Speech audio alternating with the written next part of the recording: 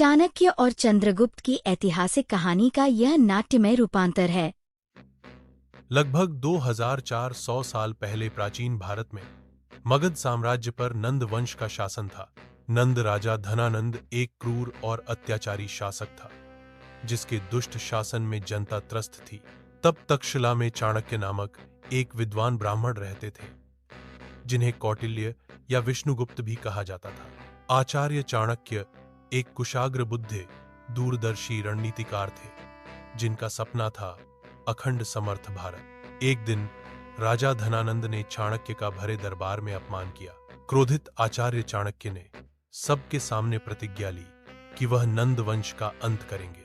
अपनी प्रतिज्ञा पूरी करने के लिए चाणक्य एक शूरवीर की खोज में निकल पड़े।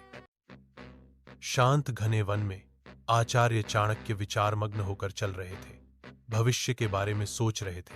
निडर युवा चंद्रगुप्त वहां अपने साथियों के साथ तलवार चला रहा था। चाणक्य की आंखों में चंद्रगुप्त की बहादुरी के लिए प्रशंसा झलकी।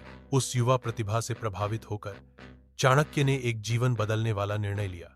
उन्होंने चंद्रगुप्त की ओर हाथ बढ़ाया और शुरू हुई भारत के लिए एक परिवर्तनकारी यात्रा।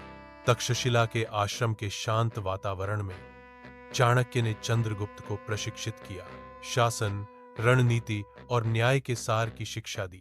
चंद्रगुप्त ने चाणक्य के सिखाए हर शब्द को अटूट ध्यान से आत्मसात किया।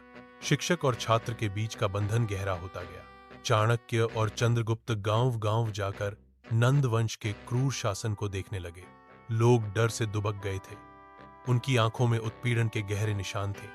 अत्याचार की भारी दुर्गंध फैली थी। चाणक्य की कुशाग्र बुद्धि उन शोषितों को मुक्त कराने का मार्ग तैयार करने लगी।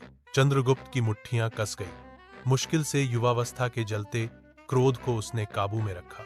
चाणक्य बोले, हमें इन लोगों को एकजुट करना होगा। उनकी निष्क्रिय शक्ति जागृत होने की प्रतीक्षा कर रही है।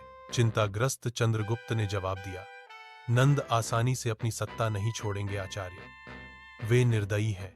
गुप्त शिविर के हृदय में चाणक्य और चंद्रगुप्त ने अपनी सेनाओं को इकट्ठा करने का निर्णय लिया। मशालें नाचकर लंबी, डरावनी छायाएं डालती रहीं, पर सैनिकों के मन में आत्मविश्वास था। सारे सैनिक आने वाले युद्ध की तैयारी में लग गए। चाणक्य ने अपनी सेना का सर्वेक्षण किया। उनकी निगाहों में दृढ़ संकल्प की किरण थी। युद्ध के मैदान में चंद्रगुप्त के नेतृत्व में मौर्य सेना नंद वंश की विशाल सेनाओं से टकरा गई। एक भयंकर लड़ाई छिड़ गई। तीर, तलवार और चीखों का तूफान हवा में भर गया। चंद्रगुप्त ने अद्वितीय वीरता का प्रदर्शन कर शत्रु पर हमला किया। रणनीतिक प्रतिभा के साथ चंद्रगुप्त ने अपनी सेना को विजय की ओर अग्रसर किया। नंदों का पतन हुआ, उनकी पंक्तियां बिखर कर टूट गई। चंद्रगुप्त मौर्य अपने राजसिंहासन पर बैठ गए, जो मौर्य साम्राज्य की शक्ति का प्रतीक था। अपने मुख्य सलाहकार चाणक्य के साथ चंद्रगुप्त ने नए राज्य की शुरुआत की। भारत में एक स्वर्णिम युग की शुरुआत हुई। न्याय, नीति, सुरक्षा और समृद्धि अब प्रजा का अधिकार बन गया। गांव-गांव जाकर चंद्रगुप्त अपने लोगों के दुखों का निवारण करता गया।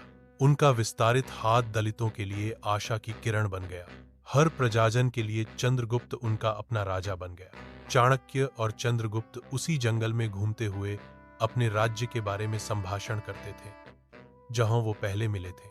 चाणक्य ने कहा, हमारा सपना साकार हो गया है। भारत एक शक्तिशाली और एकीकृत राष्ट्र बन गया है। चंद्रगुप्त ने श्रद्धा से जवाब दिया, आचार्य चाणक्य, यह आपकी देन है। आप मेरे गुरु हैं। चाणक्य ने कहा, एक सच्चा गुरु वह है जो अपने शिष्य को स्वयं से भी महान बनाता है। साथ मिलकर चाणक्य और चंद्रगुप्त चलते गए और बन गए एक महान एकजुट राष्ट्र के प्रतीक।